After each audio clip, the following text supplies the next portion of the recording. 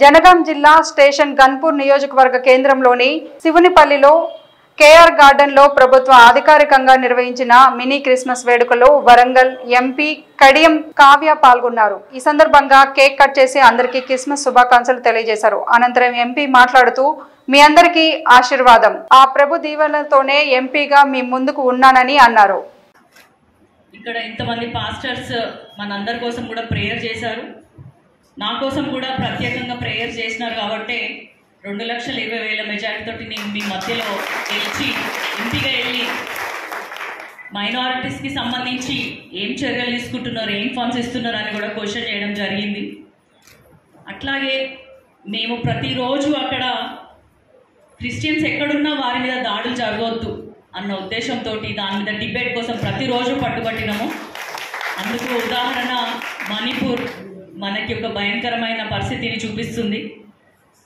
ఎక్కడో ఉంది మణిపూర్, మనం క్షేమంగా ఉన్నామని అనుకోవడానికి వీల్లేదు. అట్లాంటి ఎప్పుడైనా మన వరకు కూడా రావచ్చు. అట్లాంటి పరిస్థితి రాకుండా ఉండాలంటే మనం అందరం కూడా మీరు ఏ విధంగా అయితే కాంగ్రెస్ ప్రభుత్వాన్ని సపోర్ట్ చేశారు సెంట్రల్లో కానీ మొన్న ఎంపీ ఎలక్షన్స్లో కానీ, అదంతా కూడా మనకి ఇప్పుడు కేంద్రంలో ఉన్న ప్రభుత్వం ఇస్తున్నటువంటి ఒక అభద్రతా భావం నుంచి వచ్చిన ఆన్సరే అది. మిమ్మల్ని అందరినీ కూడా ప్రభుత్వము కాపాడుకోవాలి, ప్రభుత్వ పెద్దలు కాపాడాలి. కానీ ఇప్పటివరకు ఎంతోమంది సినిమా యాక్టర్లకి కానీ ఇంకెవరికైనా కూడా ప్రధానమంత్రి గారు అపాయింట్మెంట్ ఇస్తారు. అట్లాంటి ప్రధానమంత్రి గారు ఒక్కరోజు దాదాపు సంవత్సరాన్నర కాలం నుండి మణిపూర్లో అల్లర్లు జరుగుతున్నాయి. పేపర్లో మొదట వార్త మణిపూర్ పైన జరుగుతున్న దాడులే.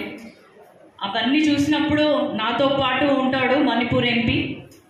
వాళ్ళందరూ ఎంత బాధలో ఉంటారంటే ప్రధానమంత్రికి ఎందుకు ఒక 5 నిమిషాలు టైం కుదరట్లేదు, పోనీ అంత దూరం రాకపోయినా పార్లమెంట్లో అయినా మేము ఉన్నాము అన్న మాట, ఆ ధైర్యాన్ని ఎందుకు ఇవ్వట్లేదు అన్న బాధ మా అందరికీ కలుగుతుంది. క్రిస్టియన్స్ ఎక్కడైనా శాంతంగా ఉండాలి, అందరికీ మంచి జరగాలి, ప్రపంచంలో అందరూ బాగుండాలి, అందులో మేము ఉండాలి అనే భావంతో ఉంటారు. ప్రతి ఆదివారం ప్రేయర్ చేసుకుంటారు, చర్చ్కి వెళ్తారు, ఎవరికి కూడా హాని తలపెట్టాలని చూడరు.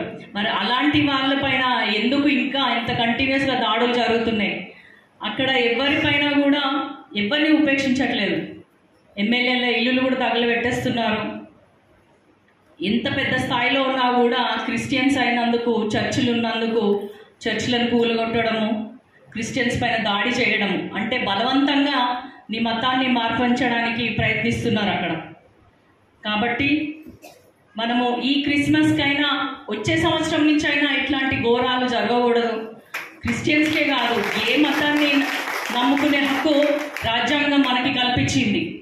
మొన్న కూడా డాక్టర్ బిఆర్ అంబేద్కర్ని కూడా అవమానించారు. ఒకటే మాట అన్నాడు, అంబేద్కర్ అంబేద్కర్ అని ఇన్నిసార్లు అంటున్నారు, దాని బదులు దేవుని నామస్మరణ చేసిన ఈ పార్టీకి ప్రాప్తి లభించేది, మంచి జరిగేది అన్న మాట హోమ్ మినిస్టర్ గారు అన్నారంటే దేశం ఎలాంటి పరిస్థితుల్లో ఉందో అర్థం చేసుకోవచ్చు. ఆయన పార్లమెంట్లో ఉండడానికి కారణం కూడా రాజ్యాంగం ఆయనకు కల్పించిన హక్కే. ఆ విషయాన్ని ఆయన మర్చిపోయి ఒక్కసారి గద్దెనెక్కినాక ఇంకెవరు ఉండొద్దు, మేమే ఉండాలి, వేరే మతాలు ఉండొద్దు అన్న ఏదైతే అన్యాయం చేస్తున్నారో చిన్న బాబుని కూడా కళ్ళెదుటే నుదుటి మీద కన్ను మీద కాల్చేసి పోస్ట్ మార్టం చేస్తే కన్ను లేదు, హృదయం నుంచి ఒక బుల్లెట్, కన్ను నుంచి ఒక బుల్లెట్, ఆ బాబు వాళ్ళ అమ్మకి కూడా బుల్లెట్స్ చనిపోయింది, అమ్మమ్మకి బుల్లెట్స్ చనిపోయింది. వాళ్ళు చేసిన తప్పేంటి? వీళ్ళకి ఇష్టం లేని దేవుణ్ణి వాళ్ళు పూజించడమా? ఎవరికైనా కూడా వాళ్ళ ఇష్ట ప్రకారం ఏం తినాలో వాళ్ళు డిసైడ్ చేసుకోవచ్చు, ఎట్లుండాలో వాళ్ళు డిసైడ్ చేసుకోవచ్చు, ఎవరిని ప్రార్థించాలో వాళ్ళని డిసైడ్ చేసుకోవచ్చు. అదే మనకి రాజ్యాంగం కల్పించిన హక్కు. ఆ రాజ్యాంగానికి భంగం ఏర్పడుతుందనే కాంగ్రెస్ పార్టీ రాహుల్ గాంధీ గారి ఆధ్వర్యంలో, ప్రియాంక గాంధీ గారి ఆధ్వర్యంలో కేవలం మన కోసమే కాదు, పాలస్తీనా, బంగ్లాదేశ్లో ఉన్నటువంటి మైనారిటీస్ కోసం కూడా మేము తప్పకుండా అక్కడ నోరు విప్పుతాం. చెప్తున్నాము. మీ అందరికీ అండగా ఉండాలన్న సదుద్దేశంతో కాంగ్రెస్ పార్టీ, కాంగ్రెస్ ప్రభుత్వం ఉంది అని మీ అందరికీ తెలియజేసుకుంటున్నాను. మన తోటి వారు కష్టాల్లో ఉన్నప్పుడు మనం సంతోషపడడము క్రిస్టియన్స్ లక్షణం కాదు.